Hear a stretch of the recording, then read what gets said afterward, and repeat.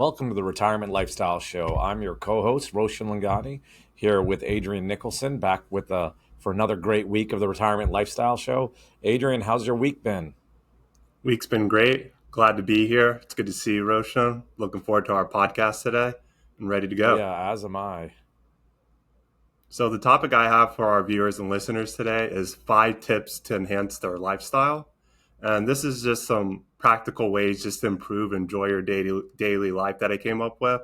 And I think this will just be a fun topic just to discuss with you today, Roshan. Again, just offering our viewers some insights on some tips to just enjoy and improve their daily life. That sounds great. Let's jump right in. So the first one I want to start with today is one I actually got from Alex, and this is a good one. It's control what you can control. I think this is a very practical tip just to improve on your daily life and your overall lifestyle because this can help you lead to more positive outcomes on whatever you're doing. And it's just a good way to help you thrive and survive in any type of circumstances or environments you find yourself in. So control what you can control, again, is just a way for you to just achieve more positive outcomes, focus on the controllables in your life, just so better outcomes can happen in the future. Yeah, and for any new listeners, that's Adrian's wife, Alex, who came up with this one. So, Alex, thank you very much. I think that's a great one. I know for years I had a manager or a colleague when I first started used to say, there's things you can control, things you can influence, and things that you can't do anything about. And he would call that 3 buckets. And we would just, for a shorthand, if anyone was trying to talk about or get frustrated by things they couldn't control, he would just say, that's bucket 3. And we would just move on. Yeah, it is. And it just helps me be more optimistic.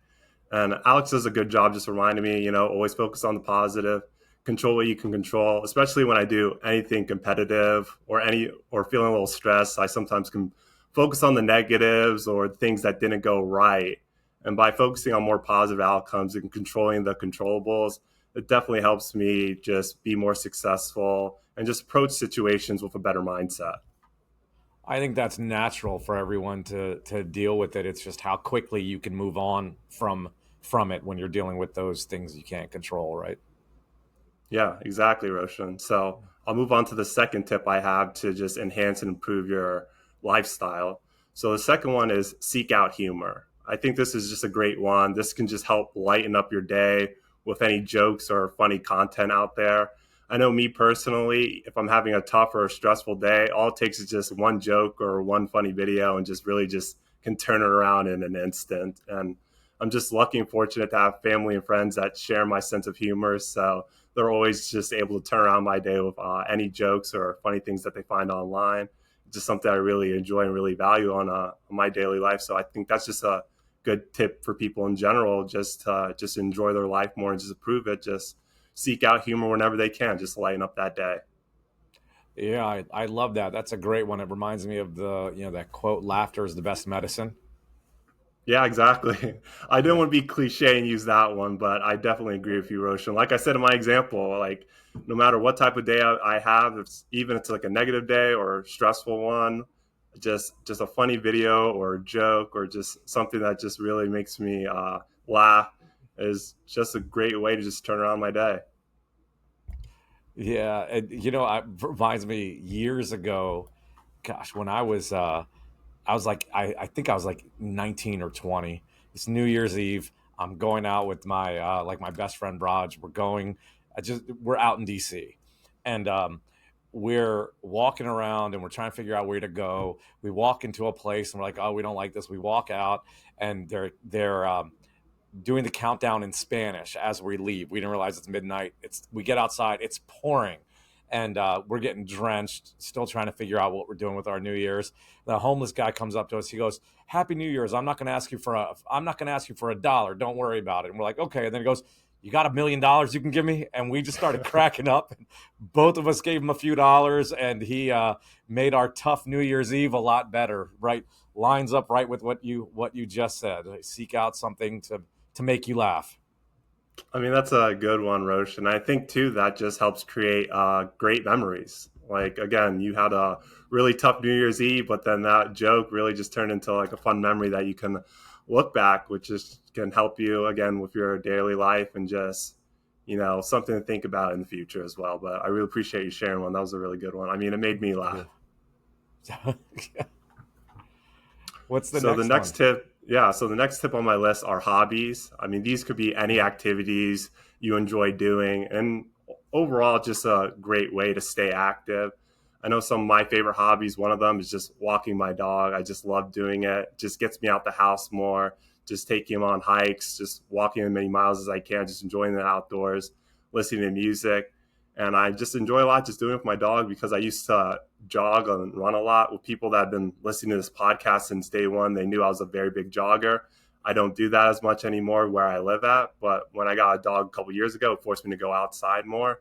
And it's just something that I look forward to every single day. Another one I enjoy doing, anything water related. This is something I talk about too, whether it's kayaking, swimming. It's something that I enjoy. It's a great way to stay active. It just really boosts my mood. So those are just, again, just great ways to just really give you a boost in your routine in your daily life. Just a hobby, just staying active. It can just make you well-rounded, and it's just a good way to just keep yourself stimulated. That's a great one. It reminds me of in uh, a lot of the retirement transition with what we do. We've studied that, read many books, been to conferences on it on retirement, and having things to do when you retire makes one the transition a lot easier. Like as the hobbies as you're mentioning, and two, a lot of people don't retire or delay it because they don't know what they're going to do with themselves. And if you trace it back, it's because they a lack of having those hobbies. And when you don't have them, it just gets harder and harder to start them later. So I would encourage you to take Adrian's advice, and if you don't have a hobby, find one. We used to talk in the past about meetup groups. So if you're thinking, I'd like to go hiking like Adrian, but I don't know who to hike with. If you look online, go to meetup.com. There'll be a bunch of meetup groups where you can find people to hike with. I actually have a client that met one of her best friends exactly through that hiking meetup group. Yeah, that's awesome. That's a great recommendation. Thanks for sharing that source for our listeners and viewers. And like you said, Roshan, well, it's a good way just to diversify your routine. And like you said, sometimes we can just get caught up in our routine and our hobbies can really take a seat on our back burner. But it's just a good way to just disrupt it in a way and do something that you enjoy and just add a little diversity in your life that can go a long way and just lead to, fun new adventures. Yeah, and you also like tend to do better at other things. Like I just bring that up because oftentimes a lack of hobbies sometimes is you don't know what to do, and sometimes it's you're just so busy with other stuff. Whether it's work, family, both. And I read a book years ago. I wish I could remember what it was to give it credit, but they said that when you disengage from those activities to do something else and then re-engage in those activities, you actually are better at them. Wow. Yeah, I never thought about that as well. But I mean, that's just a good way to add on to that tip. I love the list so far. Yeah, great. And I think you'll like this next one. So the fourth tip I have is challenging yourself. And whether it's learning something new or stepping out of your comfort zone, this can really help you grow and become more well rounded. It can keep your mind sharp and open up new opportunities for personal development. And I think this is just a really good one. Just always challenge yourself, whether it's a big challenge or a small challenge. It could be very vital. It can help you just really, like I said, find new opportunities or just understand yourself more as well. And I guess like a good example I can use, just a more of a personal story on how I challenge myself. Recently, me and one of my friends, we went and played golf together, and we went to a course. And I'm not sure if I told you this story before, Roshan, but so I went golfing to this course I've never played at. And as people know, I've been golfing for about 6 years. So I'm always trying to go out, just do my best. It's something that I want to be good at. And it's a hobby that I didn't include in my list before, but it's something that I want to continue through my whole life. So I go to this new course I've never been to. I practice a lot leading up to it. And I didn't have the best round. It was very challenging. I felt like I was in like the trenches or like a boxing match where every hole was just beating me up and it was just extremely challenging. But my mindset going into it was just, keep trying. Even though this is very challenging, just take it one hole after the other. So it came to pretty much the very last hole where I had the best hole. I got a par on it, four great Nice. hits, and it was just an incredible feeling. And the reason why I think it was just such an incredible feeling is because leading up to it, I felt like I was losing so much. It was very challenging. I got frustrated. I focused on the negative things, but overall, I just kept pushing myself. So once I succeeded having a nice round or a nice hole where I got a par, it just felt really great just overcoming a challenge.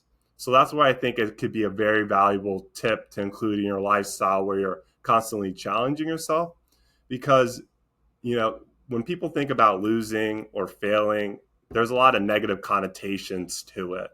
However, that can lead to you learning a lot of things, growing as a person, and ultimately, when you do succeed or positive outcomes do happen, it can just add a bonus plus to it and really give you that sense of satisfaction, which I think is very important for humans. How amazing did you feel leaving that course? I felt great. I felt great. And just Yeah. like I said, during that entire time, I think we were out there for 4 hours, like 3 hours and 45 minutes. It was just tough, going through a lot of emotions. It was brutal. But again, that 15 minutes of just one good hole where I did really well just made the whole trip worth it. I think everyone that's ever played golf has had a similar experience. Right? I've definitely been there myself. Although I was never good enough to need a good hole to feel good. I just needed one time where I hit it perfectly, exactly like I wanted to, and I was like, all right, that this will work. But yeah, congratulations on that. There's so many things I think you said there that go beyond, that go deeper in the title of challenging yourself. One is you said, and I think this is actually the most valuable thing I would take away from this is I think you learn so much more from the failure than from the victory, right? Yes. And you touched on that, and I know that's not on your list, but I think that's part of why challenging yourself is such a good one. The other thing that just challenging yourself, that phrase and what you're describing reminded me of, it's just our work we've done previously on the science of happiness, and Martin Seligman, who's considered one of the leaders or really even founders of the space, had this thing called the PERMA model for happiness, and the P stands for positive emotion, which might line up with your seeking humor. E is engagement, so you want to be engaged in something, which could line up with the challenge yourself. There's another one that might. Positive relationships. I hope I'm not giving away your fifth one, but that's his next one: having positive relationships, having meaning. And then finally, accomplishment, which I think lines up better with challenge. So you want to accomplish something, and I've mentioned this on many episodes in the past, but what you're reviewing with us today really lines up with that really. And you're saying these are tips to be happier, right? And I think it lines up really well with Seligman's research. Yeah, you're exactly right. And you kind of touched on my fifth point with the accomplishment part. And if you want to lead this, you can go ahead and do it. It's goals, whether they're big or small. Having goals are extremely important just for you to stay motivated and give you that sense of accomplishment. And again, it can be very valuable.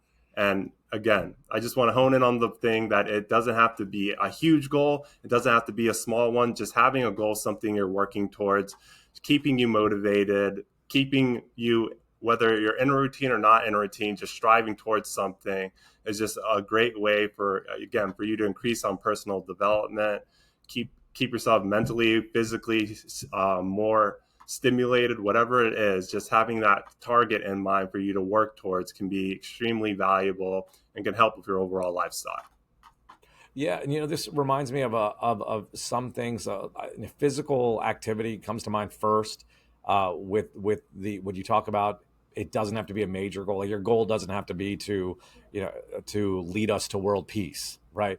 It reminds me of actually one of your things a few years ago, and you make the numbers more accurate. But I think you had a goal of working out 30 days straight, something like that, a couple years ago. Is that right? Yeah, so what my goal was is I basically worked up and then worked down. Where the first week, because I hadn't lifted weights in a long time, my goal was just to bench 225. I hit the goal. I was really happy about it. But leading up to it, what I learned is if you haven't worked out in a while, just don't go to the gym, just go crazy and just like burn yourself out. So just build it up. So one week, I went one time. The second week, twice, then three times, four times, five times, six times, then seven times where I went to the gym every single day. And then I worked back down where I went to the gym six times a week, then five, four, three, two, one. So that was my strategy I had. That was the goal I set. And it definitely kept me motivated, kept me on a schedule. It definitely made it more enjoyable. And it just, helped me hit that goal I had. Yeah. Yeah, that's great. And the other one it reminded me of that, it's also a physical one, but this was we were just dealing with it recently where our colleague Bob's wife Susan, who I believe is in her 80s, uh, her goal was to get 10,000 steps in, and she was over. I don't remember her exactly number, but she was over it. When I was teaching the science of happiness class years ago at the senior centers in Arlington, I remember when I'd gone over this model, and I believe she said it for sense of accomplishment, but one of the attendees who, it's a senior center, she was older, probably 80s to 90s. I don't know for sure, but she said her goal and it was to have one spoon of chocolate ice cream a day. And it was a sense of accomplishment if she didn't have two, because she didn't want to have too much, but she wanted her one. So I love this list. I'm going to read back the list, and if my notes don't capture it correctly, please fix it for me, Adrian. The first one was control what you can control. The second is seek out humor. The third is to have hobbies. The fourth is to challenge yourself. And the fifth is to have goals.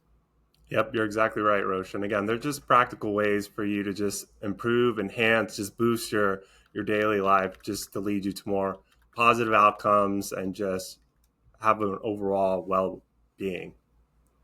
I'll give you. I just want to name a couple things out there, just as we're wrapping this up, and I'm trying to find some of the names and titles. But there are a bunch of books on the science of happiness, which I think line right up with what Adrian said, and Martin Seligman is one of them. Where I said he is one of the leaders in the space, although his book was a little bit more scientific. There's another professor um, out there. I believe his name is Sean Acor. That is, he was a professor from Harvard, and he has a book that I thought he has the Big Happiness Advantage is a newer one that he has. I don't think that's the older one I was thinking of. He has another book that I will remember or find the name. Oh, it's called The Happiness Advantage. I think that is it. The Happiness Advantage. Then he's got a couple new ones uh, on the science of happiness. But yeah, the Happiness Advantage is one that might be worth checking out. The other thing, you didn't mention this, but I've read about this in multiple places, and I think it's worth sharing on here. And it doesn't have to be that complicated, but having a gratitude journal. So you can have a journal. I tried this, I failed. I did it for, I don't even think weeks. But the whole concept behind it is you, at night before you go to bed, you write down three things you're grateful for that happened that day. And what it does is it sort of reprograms your mind if you can consistently do it to um, to look for it throughout the day. So you're not just bringing up your happiness at the end of the day when you're writing it down. You are, but it's impacting you throughout the day because you're actively looking for, hey, what am I going to write today? So, and there was one of those Science of Happiness books mentioned that actually had um, a significant impact on helping people with depression as well. And they were arguing back and forth with was that more valuable than what the person was doing or better. But then there's a lot of data on that, so I'd say start with the Google search, because that's what I would do to look into it. But adding on to Adrian's list, I would say you don't necessarily need to do a journal. But I do think it's a good thing because then you can go back and review it. But even just discussing, what went well, or what are you thankful for that day, whether it's at family dinner with a friend on the phone, or even just telling it to yourself at night before you go to bed, I think all of that can be really helpful. Adrian, this was a great one. I'm glad you came up with it. For everyone listening, please like, subscribe, give us 5-star, take control, and achieve your goals.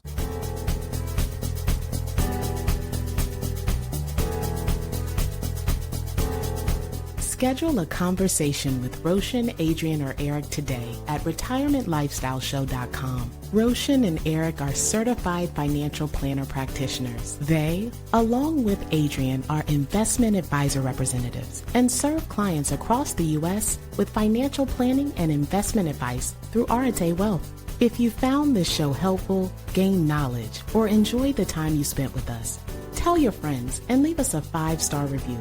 This will help others discover the show. To access our show notes, to download any of the tools mentioned in today's podcast, to ask us a question, or to schedule a conversation, go to retirementlifestyleshow.com. All opinions expressed by podcast hosts and guests are solely their own. While based on information they believe is reliable, neither Arete Wealth nor its affiliates warrants its completeness or accuracy, nor do their opinions reflect the opinion of Arete Wealth. This podcast is for general informational purposes only and should not be regarded as specific advice or recommendations for any individual. Before making any decisions, consult a professional. The show hosts offer investment advice through Arete Wealth Advisors, LLC, an SEC-registered investment advisor, and securities through Arete Wealth Management, LLC, member FINRA, SIPC, and NFA. Finally, our music is The Chance by Jason Shaw and Audionautics. It's part of the YouTube audio library, and it's licensed under a Creative Commons license. I am Ray Voices. Thank you for listening.